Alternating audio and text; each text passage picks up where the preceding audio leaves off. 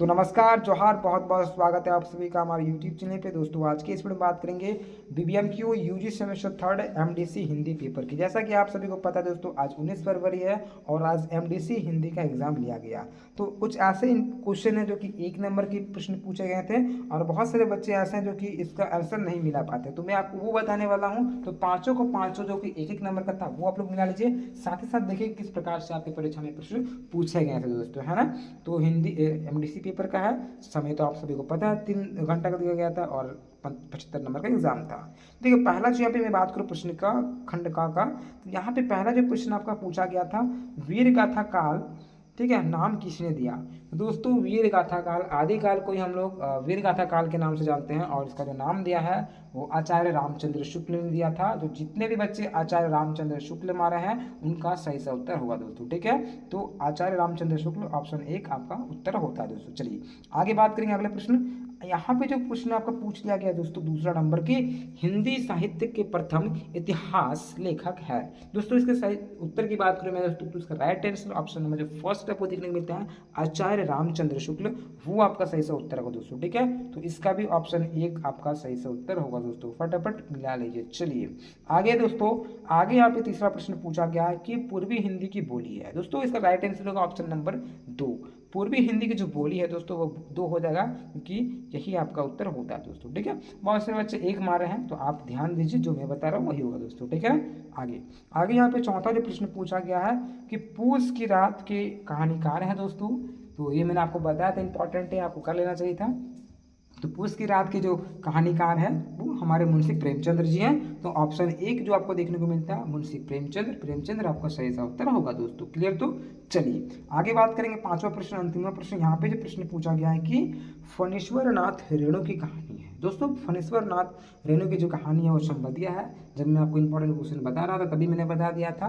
तो ये आप लोग कर लीजिएगा, संबंधिया है ना, जो कि क्या बोलते हैं वो आपने पढ़ा होगा, संबंधिया का काम होता है संवाद पहुंचाना। तो आपका उत्तर हो जाता है ऑप्शन नंबर 2 दोस्तों, ठीक है। तो आप लोग किए होंगे फणीश्वर नाथ रेणु संबंधिया। चलिए आगे बात करेंगे अब बड़े प्रश्नों की। ये तो 1 नंबर वाले हो गए। अब 5 अंक के प्रश्नों को देखेंगे कि किस प्रकार से प्रश्न पूछे गए थे। तो मैंने आपको बताया था दोस्तों ये प्रश्न कि भाषा और बोली में अंतर आप लोग कर लीजिएगा।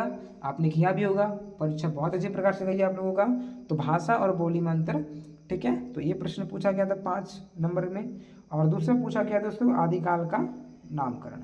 तो इसके बारे में थोड़ा आप लोग किए होंगे। तो यहाँ पे हो गया था आपका 2 प्रश्न। अब थोड़ा देखेंगे 15 अंक के बारे प्रश्न, यानी कि जो 1 अंक का एक जो प्रश्न है ये 15 अंक के लिए है और इसका उत्तर देते तो आपको 15 अंक मिल जाएंगे आसानी से दोस्तों। तो यहाँ पे प्रश्न पहला पूछा गया था आप सभी का कि हिंदी साहित्य के इतिहास लेखन परंपरा पर प्रकाश डाले। तो इसको आपने किया होगा दोस्तों, इसको भी मैंने बताया था वो कर लेने के लिए। तो ये भी इंपॉर्टेंट था आप सभी के लिए। चलिए आगे दोस्तों दूसरा नंबर जो प्रश्न यहाँ पे पूछा गया था कि रीतिकाल के नामकरण पर अपने, ठीक है, तर्कसमक विचार प्रस्तुत करें। यानी आपका तर्क के साथ यहाँ पे विचार प्रस्तुत करना रीतिकाल के नामकरण पर। तो इसको भी आपने किया होगा दोस्तों। और आगे यहाँ पे तीसरा प्रश्न की बात करूँ तो यहाँ पे प्रश्न पूछा गया है कि पूर्वी एवं पश्चिमी हिंदी की बोलियां पर परिचय, ठीक है, दीजिए। जो पूर्वी हिंदी है और जो पश्चिमी हिंदी है, ये जो बोलियां हैं इस बोलियों पे आपको चर्चा करना था दोस्तों, ठीक है। तो यहाँ पे प्रश्न हो गए, सबका उत्तर नहीं देना है, यह मैं प्रश्न बता रहा हूँ। मात्र यहाँ पे 4 ही प्रश्न का उत्तर देना है, ठीक है। यहाँ पे इतने दिए है ना, मात्र 4 प्रश्न का उत्तर देना, जो आपको सही लगे उसका दीजिएगा। आगे यहाँ पे क्वेश्चन पूछा गया दोस्तों पुरस्कार से। पुरस्कार कहानी की परीक्षा करें, सॉरी समीक्षा करें। तो जो पुरस्कार कहानी है इसका समीक्षा करना थोड़ा मिस्टेक होता है क्योंकि बहुत सारा वीडियो बनाने का काम बताने का, ठीक है, तो माइंड नहीं कीजिएगा। तो पुरस्कार कहानी की जो समीक्षा करने भी है आप लोग किए होंगे, ठीक है। चलिए आगे यहाँ पे अगला प्रश्न पूछा गया आप सभी का कि हिंदी कहानी के उद्भव एवं विकास पर प्रकाश डालें। तो हिंदी कहानी के उद्भव एवं विकास के बारे में आप लोग लिखे होंगे दोस्तों। आशा करता हूँ आप सभी का एग्जाम बहुत ही अच्छा प्रकार गया होगा दोस्तों।